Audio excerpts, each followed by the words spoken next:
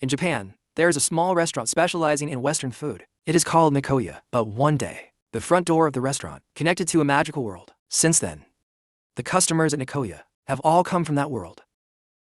While eating, an old man with a swordsman suddenly argued about whether the pork chop or teriyaki was better. The old man wanted to try a piece of the swordsman's teriyaki to see if it was good. However, when the customers were about to fight, the restaurant owner, Marco, appeared, and fearing that Marco would no longer let them come, they quickly returned to eating politely. The door of the Nekoya restaurant often appears in various places, in different worlds, every Saturday, and there is a dragon queen, who often turns into a human to come there and eat stew. The dragon queen often carries a large pot to buy more stew to take home. While waiting for her stew, she will enjoy a plate. Because Mako's stew is so delicious, the dragon queen ate it eagerly. She felt the flavor of the rich beef combined with vegetables as if blending together. After eating, the dragon queen paid Marco for gold coins. Then she took the pot of stew that Marco had just cooked and returned to her home. She transformed back into a dragon to enjoy the delicious stew. After waking up, Marco's daily task was to open the restaurant. But today, he suddenly saw a girl dressed in rags lying in the kitchen. When she woke up, the girl quickly apologized to Marco for entering and eating his soup. She introduced herself as a demon named Alaska. Without a home, Alaska often lived in the ruins, in the capital of the Demon Kingdom. While lying down, Alaska suddenly smelled something delicious. She discovered the door leading to Nekoya. Alaska entered to find where the scent she had smelled was coming from.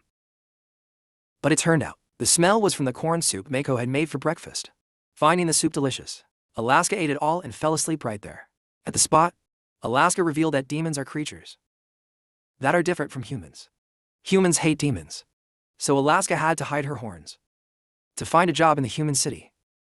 However, once discovered to be a demon, Alaska would often be fired by her boss, and soon her money would run out. So she had to live in the ruins. Seeing that Alaska seemed pitiful, Marco invited her to stay and have breakfast with him. Marco fried some smoked meat and eggs, while Alaska stood by and watched.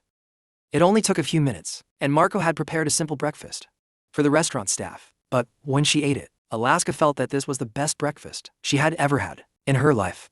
As soon as she finished eating, Marco suggested that Alaska stay here and work as a waitress in Nekoya's restaurant, and the salary Marco offered was quite high, so Alaska quickly agreed. Alaska then took a shower and wore a nice waitress uniform.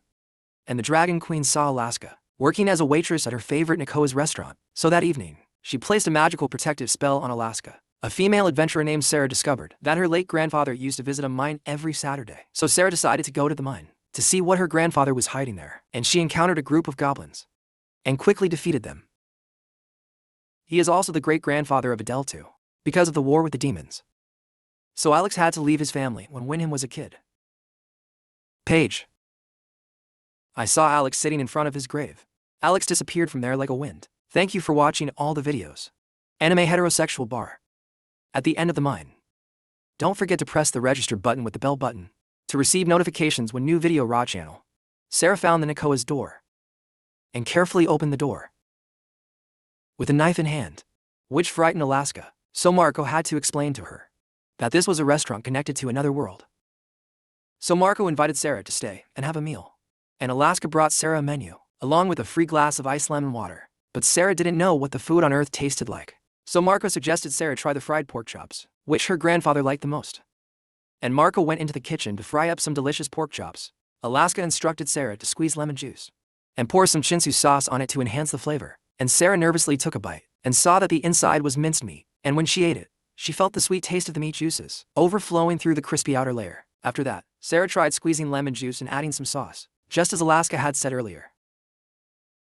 When the old man and the swordsman came to eat, and saw that Alaska seemed to really like the pork chops, so Marco gave her a takeaway portion, and she thanked Marco while feeling very touched.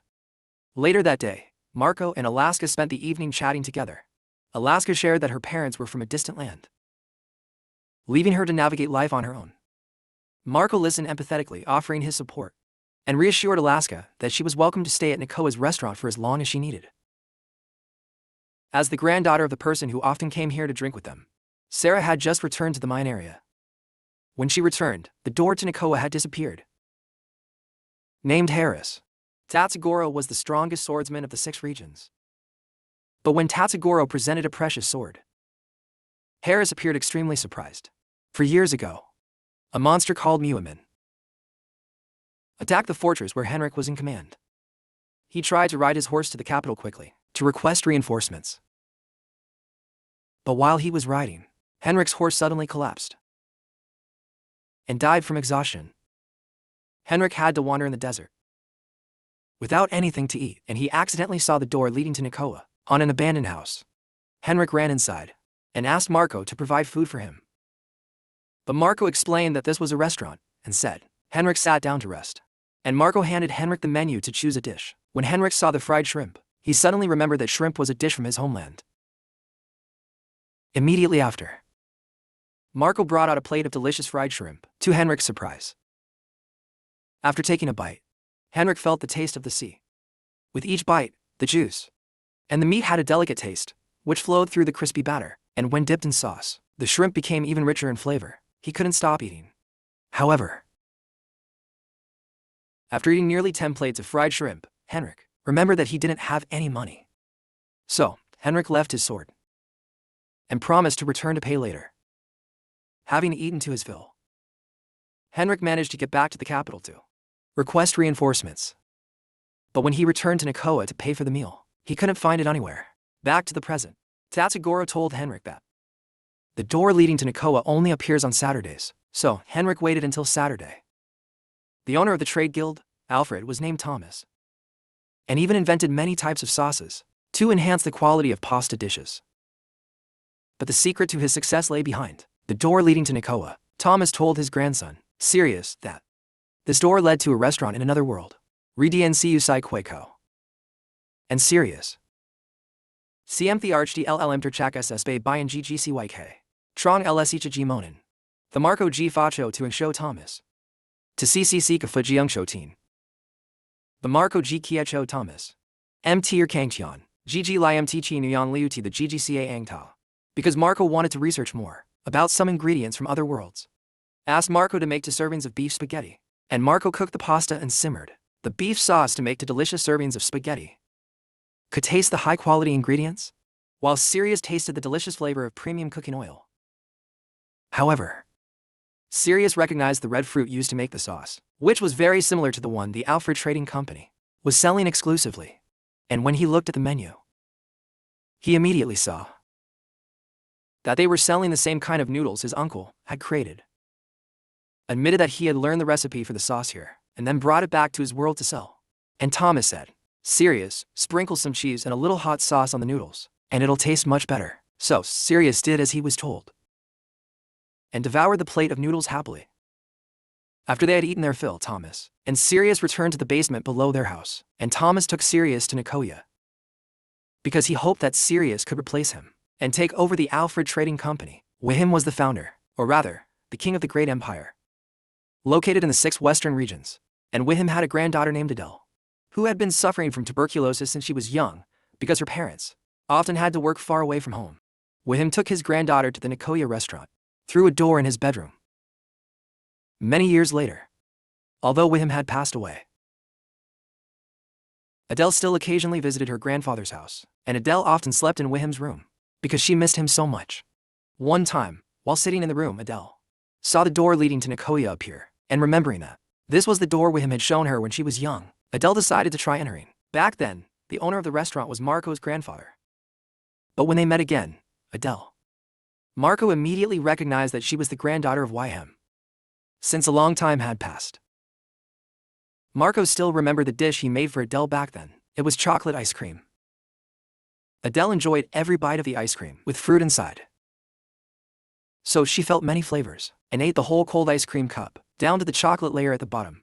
Before Adele went home, Marco told her that the door leading here would appear every Saturday. And since then, Adele's mood was no longer sad due to her grandfather's departure. The eastern area was the territory of the reptiles, mainly survived by gathering food or hunting wild animals. The warrior Gagapo of the Green-Tail tribe, after a hunting trip, and to become a warrior of the tribe, Gagapo had to defeat other warriors who were just as strong as him. But besides fighting, The warriors had another more important task. 35 years ago, the door leading to Nekoya appeared near the territory of the Green-Tail tribe, and the warriors' mission was to bring food from the other side of the door. This time, Kagappa was the one who went through the door to bring food back, and the whole tribe hoped that he would bring back delicacies. When Kagappa entered the shop, Alaska immediately handed him the menu to order his meal. Kagappa ordered 1 egg roll meal for himself, along with 3 takeaway meals. Soon after, Alaska brought a plate of delicious egg rolls that made Kagappa look very hungry. When he tried a bite, he found that the rice was wrapped in a soft egg layer. The reptiles had also tried making egg rice, but it wasn't as good as Mako's cooking, because Mako had made his own tomato sauce, which he poured on the eggs to add more flavor, and the filling inside was a mix of chicken and many vegetables, making the rice glow with a golden color. Before finishing the first one, and after Kagappa finished eating, Mako had prepared 3 takeaway meals for him to bring back to the village. Kagappa then took the 3 egg roll meals back, to the joy of the whole tribe. And since there were only 3 meals, each villager could only have 1 bite, so they ate slowly, chewing carefully to savor the flavor of the dish. There was a girl from the Elvi tribe named Fidania, who lived with her father in a forest. So they tried to eat slowly, enjoy the full flavor of this rice. There's an Elsa girl named Fidania. He lives with his father in a forest, and today is the anniversary of her mother's death. So, she went into the woods to get the ingredients to cook something. But while I'm picking mushrooms, then she accidentally discovered the door to Nekoya. Just walked in. Dania saw it. Many people are eating in the restaurant, and Dania just sat at the table. Alaska gave her the menu, let her order. But when you see people eating meat, then she's disgusted.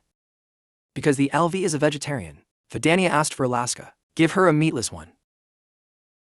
No milk at all. And thought it might be difficult for Marco. But you said you'd make it for Fidania.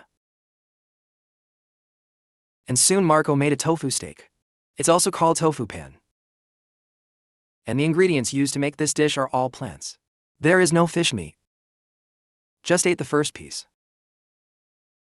The Dania phase has felt a very strong salty taste.